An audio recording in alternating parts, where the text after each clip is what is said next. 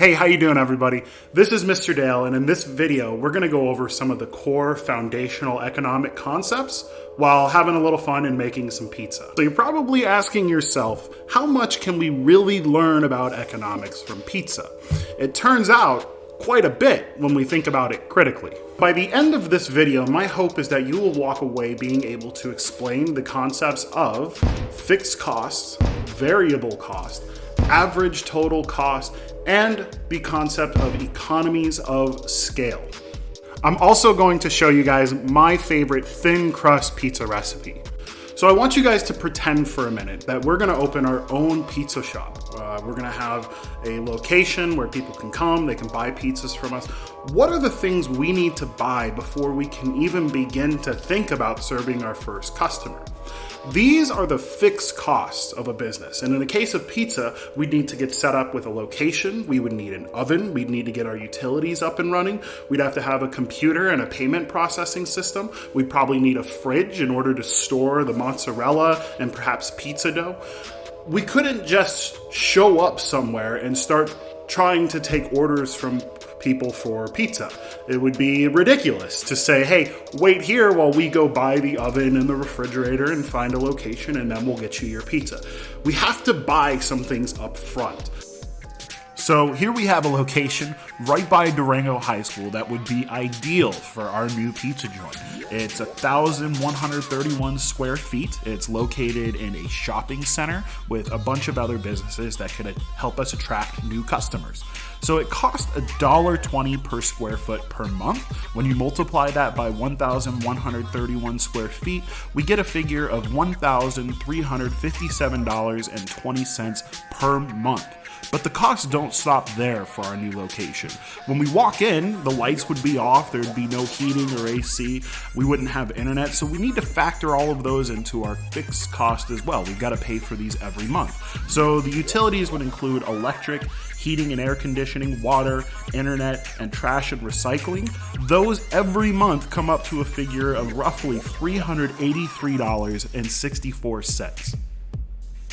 So we will also need an oven to cook the pizza with. Those go about $5,000 each, and an industrial refrigerator. That's another $5,000. We need a payment processing system with a terminal and a computer. That'll be $1,000. And then, of course, there's going to be a bunch of miscellaneous things we need, like a mixer or something to cut the pizza with. We'll just go ahead and call that another $1,000.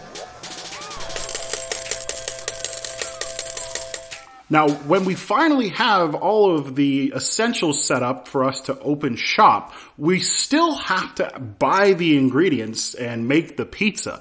It's unfortunately not possible for us to set up a pizza place with an oven and have pizza just magically appear. We need to buy flour each time we want to make a pizza. We need to buy mozzarella. We have to buy pizza toppings. We have to pay someone to prepare all of this and serve it to our customers.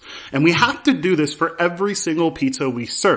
These are what are called variable costs. The term variable referring to the fact that they change based on how many units or goods you are moving. So without further ado, let's see how all these variable costs add up by making a pizza.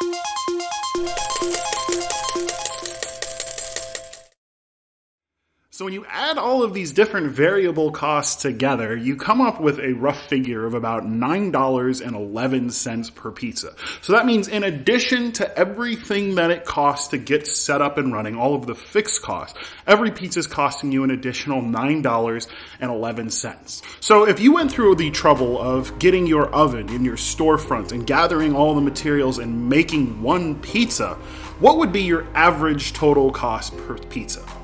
Well, it would be all of your fixed costs plus the variable cost of making one pizza. So in this case, it would be roughly, check our figures, $13,249.75. So if for some reason you started a business to make pizza and you only wanted to make one pizza, your average total cost per pizza would be over $13,000. But nobody starts a business to make just one of something. So let's say you sell a second pizza. It's a really productive first day.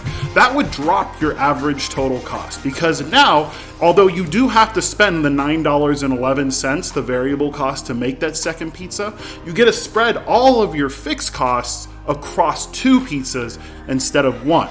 So your average total cost, if you were to make two pizzas, would drop down to $6,629.43. If you made three pizzas, it would be $4,422.66. Four pizzas would be $3,319.27. As you can see, for every pizza you produce, you get to spread those fixed costs over more and more pizzas, lowering the average total cost per pizza. This idea of the average cost going down the more units you produce leads us into this concept of economies of scale. And economies of scale is the idea that the bigger you get within a market, the more advantages are available to you, specifically because of your size. So let's think about our pizza shop.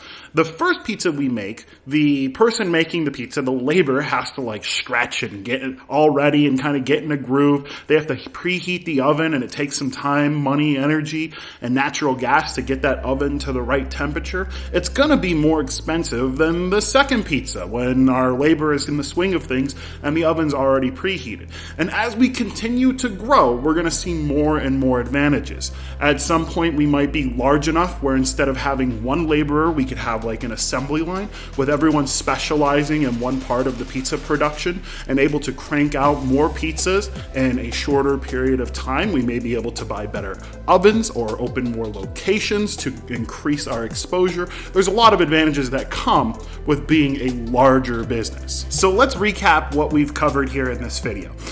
First, we talked about the fixed costs that are involved in a business, the costs that you have to spend up front in order to even begin producing a good or service. That's our oven, our refrigerator, our storefront.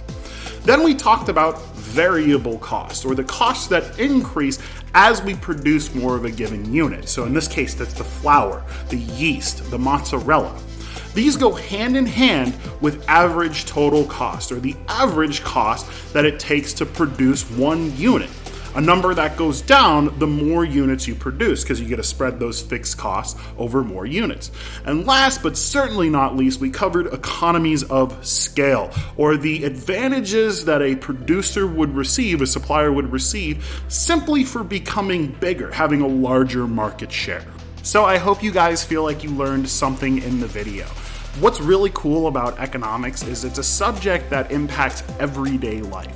Almost no matter what you are doing, there is usually an economic lesson or economic implications involved, even when it comes to something as mundane and everyday as pizza.